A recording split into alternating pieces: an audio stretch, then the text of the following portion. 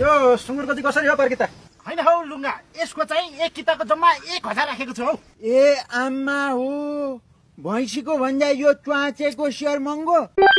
पर्किता 1000 रुपियाँ त महँगो भएन र भने? महँगो त भइहाल्छ नि हो लुङ्गा।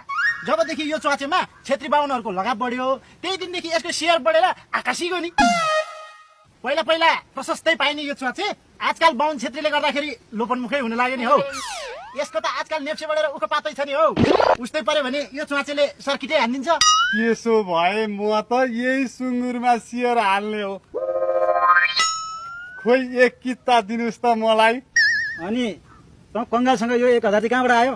हिजो त्यहाँ बेसी गाउँ बद्रीकोमा बाउसे गर्न गएको थिएँ, त्यहीँबाट आएको नि। तिमीहरू के गर्छौ गर, म चाहिँ यही सुँगुरमा आइपिओ भर्छु है केटा हो।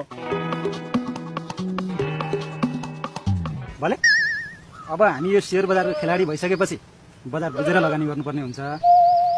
केमा चाहिँ हाल्ने होला त सेयर? सानो बरु जसले जे भने पनि ठुलो भने ठुलै हुन्छ। गोरस दिने जात पनि हो। धेरै नसोचौँ, भैँसीमा सेयर हालौँ।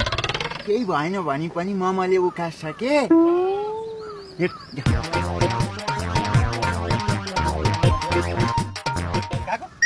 लो हामीले यो भैँसीको सेयर 5-5 किता किन्ने भयौँ। आइपिओ भरिदिनु त।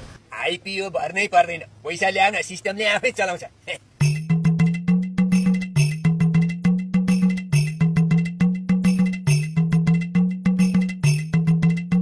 सेयर बजारको खेलाडी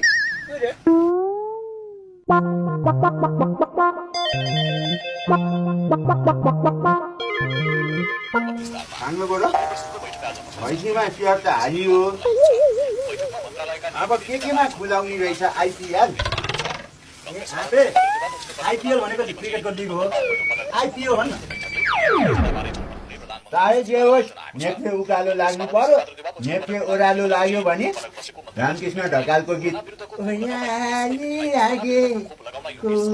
हरिको चाल भो भने जस्तै हुन्छ। हामीलाई चाहिँ उकालीमा टेक्ने लौरो कमाउँदामा राम्रो भने चाहिँ हुनु पर्यो। के सानो भयो? अब आर्थिक समाचार। आज देशी टीको शेयर बजारमा केही उतार चढाव आएको छ। बिहान 11 बजे सुरु भएको शेयर बजार अहिले बन्द हुँदासम्म सुँगुरको शेयर प्रति किता रु 1000 को दरले बिक्री भएको छ भने पोथी कुखुराको शेयर घटेर प्रति किता 100 मा झरेको छ। उता बाख्राको शेयर भने 400 मा यथावत रहेको छ भने यसैबीच लगानीकर्ताहरूको बढी आकर्षणका कारण भैँसीले पनि आज सर्किट हानेको छ। अब केही दिनमा त्यहाँका बासिन्दाहरूले घोडाको पनि आइपिओ निष्कासन गर्ने बताएका छन्। देख्नु भने भैँसीले सर्किटै हानेछ। ठुलो भने ठुलै हो के, भैँसीले उकास्ला जस्तै छ।